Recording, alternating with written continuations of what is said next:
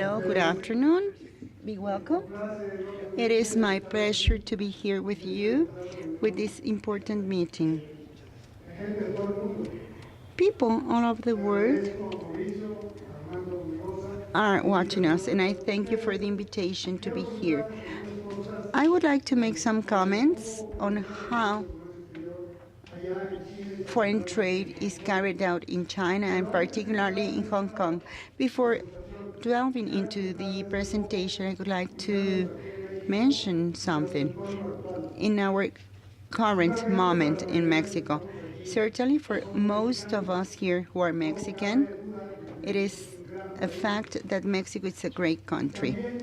And also for our friends coming from different parts of the world, I'm certain about the love to our country from you, and I thank you for your solidarity, particularly in these difficult moments,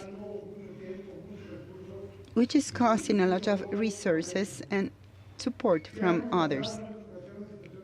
We have already underwent similar situations, and we have been able to overcome our problems.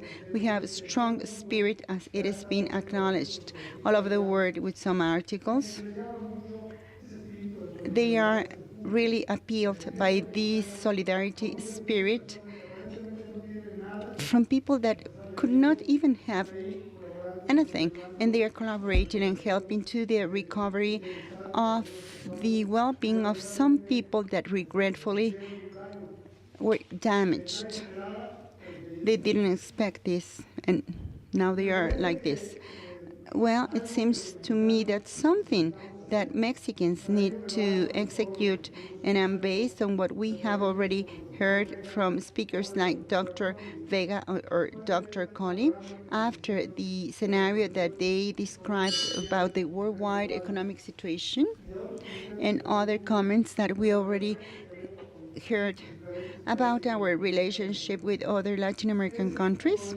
So we need to harness all this that we have in Mexico for our own benefit, and then, just as it was mentioned by the previous speaker, also within Latin America, there are many other things that in Latin America and some other parts of the world are not a competence or competition, but we can collaborate. But there's a lot that we need to make to improve and take advantage of this situation. I was lucky to be 6 years in Hong Kong and also in the southeast region of China. I realized how in many things we have opportunities. There's a lot to take advantage of, and that's where the role of entrepreneurs and businessmen, people working in this enterprise sector, and it's present all this opportunity. So there's a lot to do with this support. The situation that we're experiencing in Mexico right now needs this entrepreneur spirit, businessmen, new businessmen, old businessmen that know how to generate wealth. The only way to improve this situation, as it was pointed out previously, out of these 63 million inhabitants living in poverty levels, which is really unacceptable in a country so rich as our country, to have this number of poor people, it's a shaming. So we should be encouraged to work properly and with more eagerness to generate more wealth, and then distribute it in an equalitarian manner and improve that gap in our GDP, which is so disencouraging. So Mexico has a lot to take advantage from. And as the previous speaker, Dr. Told us about this, that ancient giant, Xi Jinping president, referred to us as a lion, a huge lion. And I heard a different definition, that they were an elephant. in the positive sense, due to the majesty of this great country as China is. This great country that certainly has a special strength, and they will increase their population, and they have the need of all kind of goods, services, not only, as Dr. Connolly pointed out, that they are interested in exporting to Latin American countries or contact those industries to locate those products that they need to supplement their economy, like minerals. They also need from everything, absolutely everything. In our country, I am certain, we have a lot of articles that we could sell to China. Regretfully, it is not that easy. Regretfully, it is far away from us. Regretfully, their culture is completely different to ours. But it is possible. There are companies all over the world that have learned how to position themselves in China and how to take advantage of this huge market. And Mexico can do that as well. But up to the moment, we have not been able to do it. It turns out that in the commercial or trade balance, we import $56 million and then they export 50,000 million. So it is completely unbalanced. The task of seeking how to reduce this gap between our exports and the imports from China, it's a huge task, but we need to do that. Not only big companies in Mexico have the possibility to participate in this market. It seems to me that also SMEs should also try at least to see how they contact China, how they know more about the opportunities that they have, how they learn how to take care of the existing problems in order to seek for a way to export all kinds of products and services. You can do it, and we can do this. We can undertake this task. It is not easy, but there are many ways to do that.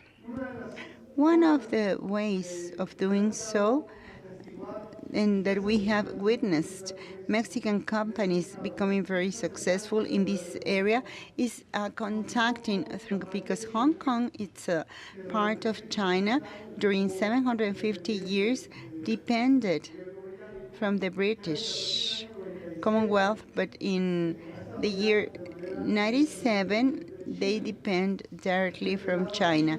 They are integrated to China, and among the wise nature of the Chinese people, they have not absorbed or eaten or merged as some people thought, but they have allowed this region to be autonomous, to continue and being a role model for the rest of the cities in China. Many cities in China are following this example of Hong Kong market opening, freedom, new innovation, technology, quality, everything that we have heard previously. So the talk I'm going to deliver today is about how to register an office in China to perform transactions of foreign trade. Well, also, we're going to be talking how and when to do this from Hong Kong. Well, here we have the different options of entry options. It can be done from a representation office, from a joint venture, and also we can have companies owned by foreign people. We have the different considerations, all the activities that produce a margin that are not permitted, to have market research and networking with Chinese companies. The maximum number of employees, foreign employees, is 4. They have to use the local service to hire the staff. a main office, headquarters that all the office will depend on. They will have a representative in chief, and it could have general representatives, and it's got to have a representative that will have the signature to establish all the relationship with local authorities. Well, the joint venture can generate revenues to get involved in activities that generate a margin with its counterpart China. The control is shared with China, and the foreign representative should contribute with at least 4% of the joint company. So the company, all the capital company, the foreign capital company, should have a much more formal structure, so to speak. It has to have administrative structure of at least from 3 to 30 members, or only one executive director. It must have a legal representative, a general manager, and also it has to have an inspector that is monitoring activities of the director and the general manager. The inspector is not part of the board of directors and will not have any position, managerial position in the company. Even cannot, shouldn't be, it is not a resident from China. Why using Hong Kong? Well, as I said before, Hong Kong, it is totally occidentalized. It has like a mixed culture. And even though it is a very small entity, it is not a country. It's got only 1,100 square meters of surface. It is the size of a municipality of the San Luis Potosí state with 7 million inhabitants. Right now, it has a per capita income around $45,000. It is 8 times above. Well, depends on how we see it, but at least 5 times above the GDP, the per capita of revenue of Mexico. Okay, the establishment, it is like simpler compared to China. It is flexibility is granted for the changing of legal structure. In China, this is more complicated. It has to go through an analysis process that from the Chinese authorities. This is very important. There's no tax for the repatriation of capitals, of dividends, from Hong Kong to the headquarters or main office. The tax of dividend withholding is only 5%. We need to comply with certain conditions, and also the risk is very low. What do I mean by risk? So it could have like litigation, like in Hong Kong. It is very easy to see it. The law is clear and transparent, so the law enforcement, the authorities are very stringent, and they totally favor to private companies. If they are different because they support the private sector in order to be successful.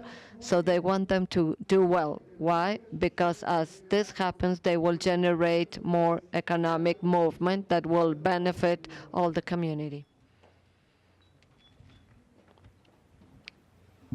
So in Hong Kong, basically, we have 3 types of companies in which we can establish our company.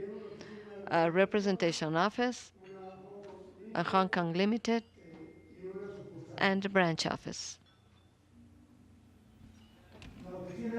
The representation office allows us to have promotion activities for the headquarters company, also market research studies, and acting on behalf of the headquarters.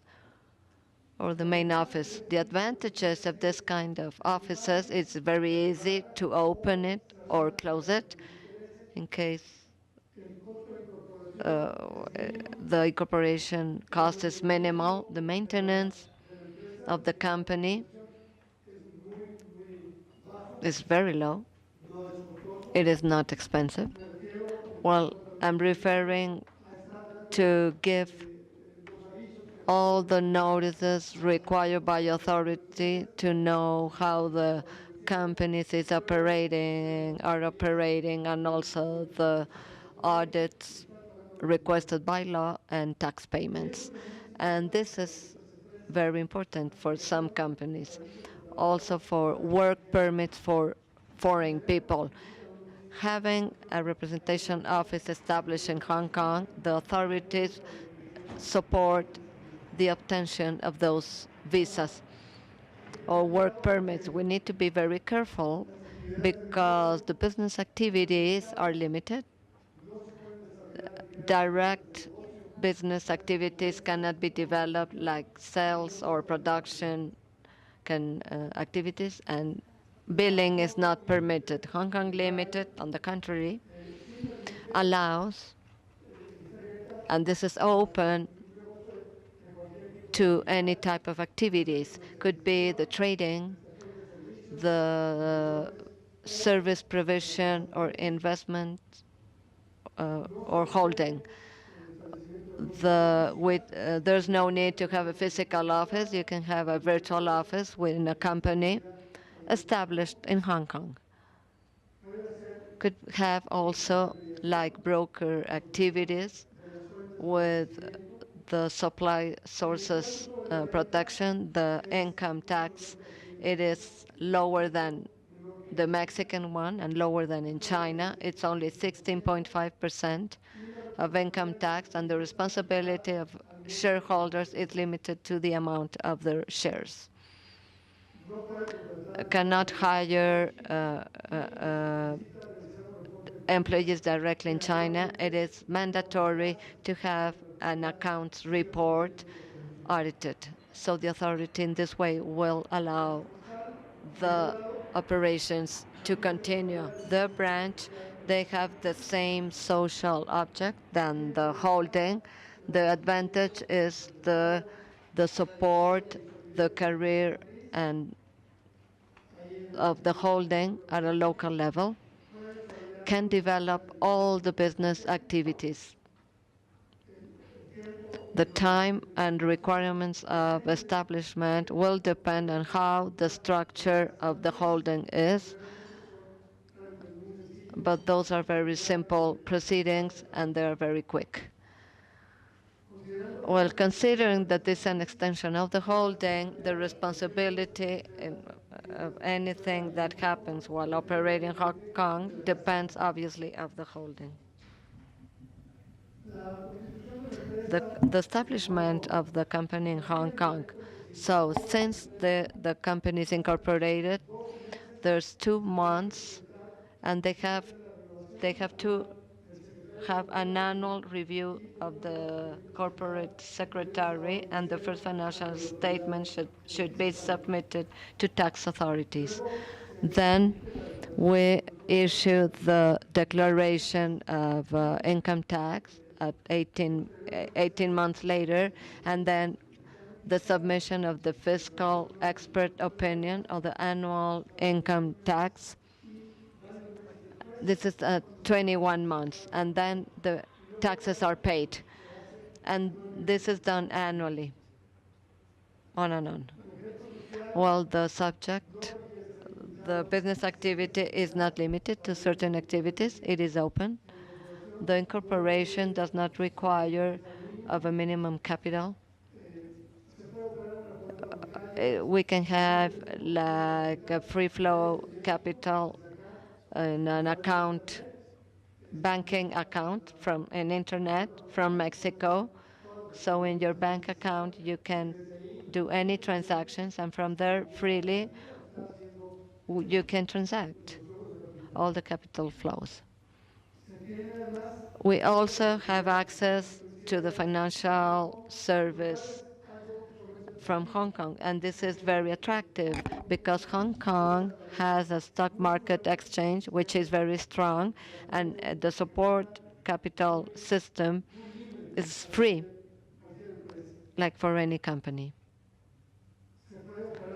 The company can be operated without paying taxes during the first year, as I showed you in the table, and there's a total control on the billing of the company through that bank account.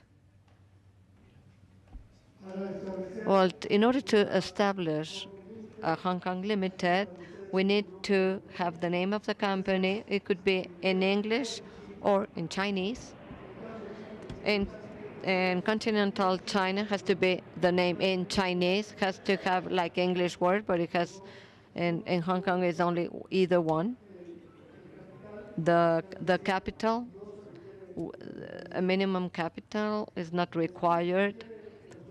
We require a director that is not obliged to live in Hong Kong. It could be the shareholder as well. This figure is important, the corporate secretary. He's or she's the legal responsible in Hong Kong, and it has to be an individual or an entity residing in Hong Kong in order to be at the disposal of the authority in case of a concern. He or she is the one that will be available. At least one shareholder which is not obliged to live in Hong Kong. Well, this is by law. We need to have a domicile, a social domicile in Hong Kong, but there is no need to have a physical space. It could be through a company, like the one I represent, like CDW, that facilitates all the proceeding, and this is where we receive all the notifications and where we submit all the income tax return. So the trade operations model could be rebilling, reinvoicing. The information of suppliers is protected of a potential complaint from abroad. If a Mexican company is importing from China any product, it not necessarily the customers here in Mexico they know where the merchandise comes from, because the Chinese invoices the company of Hong Kong. They bill the Hong Kong company, and the invoices go directly to the international customers. It is not that the vendors will be the beneficiaries of this Hong Kong company, and this protects the identity that of the Mexican company.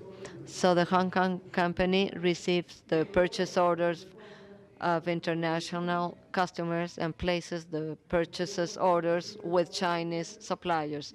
The Hong Kong company receives the payment of customers and pays the bill of vendors. The merchandise will be directly sent to suppliers, but is invoiced to the company that resides in Hong Kong. In this case, the identity of the supplier of Hong Kong Limited is safeguarded. So what are the annual obligations of company? We have the annual registration of business. It must be submitted after 40 days after the anniversary of the establishment of the entity. Accounting and auditing, all the financial statements should be audited by a certified public accountant who resides in Hong Kong. All the tax return must be submitted. All the audited financial statements will be submitted along with the tax return form. And there are other information obligations, like the reports of remuneration of employees, directors, and service fees paid to individuals. As I said, this is about a very simple tax regime. It's not difficult. There's only one kind of taxes for a company in Hong Kong, which is the import to earnings under a rate of 16.5% of the accounting benefit. There's no VAT tax, and also taxes on dividends, and nor revenues that come from interests. Hong Kong has a territorial tax principle. That means that only the benefits that are obtained because of the source established in Hong Kong can be taxed there. The benefits obtained in other places will not be levied in Hong Kong.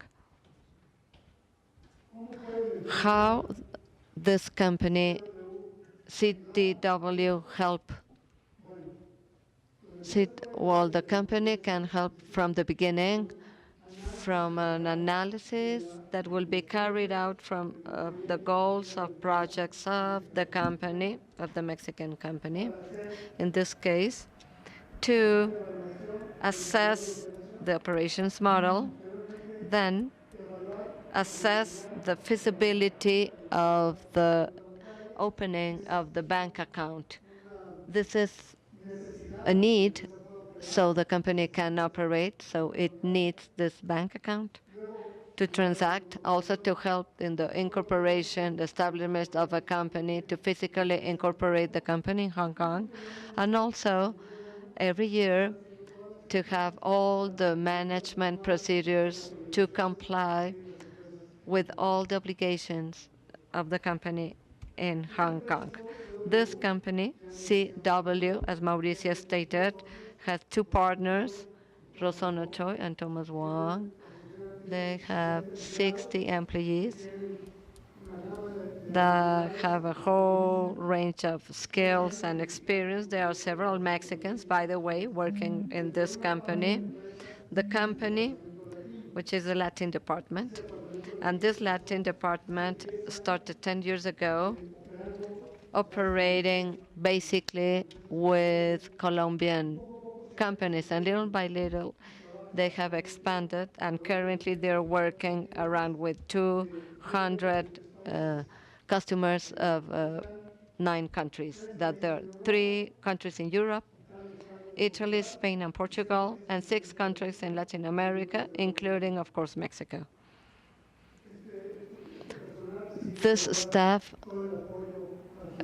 receive and value our total support for their continuous individual development as it happens in other companies. Well, this is what I wanted to convey to you. And if you have any questions or if you need sort of information, I'm here at your disposal. Thank you for your attention. Thank you very much.